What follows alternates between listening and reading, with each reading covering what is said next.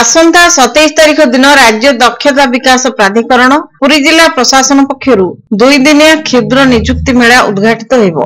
27 तारिख दिन पुरी सरकारी आईटीआई परिसर रे एवं 28 तारिख दिन पिपिली कॉलेज ठारे एही मेला अनुष्ठित हेबो बोली जिला नियोजन अधिकारी सुभाष चंद्र बेहरा सूचना प्रदान करछन्ती। एही नियुक्ति मेला रे राज्य और राज्य बाहर 20 रु अधिक प्रतिष्ठित नियुक्तिदाता संस्था माने योगदान करी कुशली और अणकुशली प्रार्थी मानकु चयन करिवे। एतद व्यतीत ओडिशा राज्य दक्षता विकास प्राधिकरण सहित बुझामणा पत्र स्वाक्षर करथिबा प्रकल्प कार्यकारिणी संस्था माने योगदान करिवे।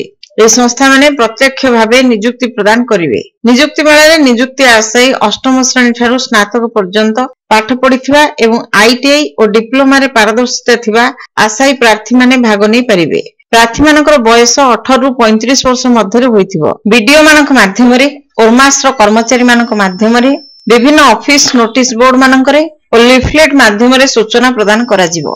पानीय जल स्वास्थ्य सेवा आईन श्रृंखला रक्षा अग्नि निर्वापक व्यवस्था इत्यादि व्यवस्था पई संपुक्त विभाग को अतिरिक्त जिलापाल परामर्श देइथिले।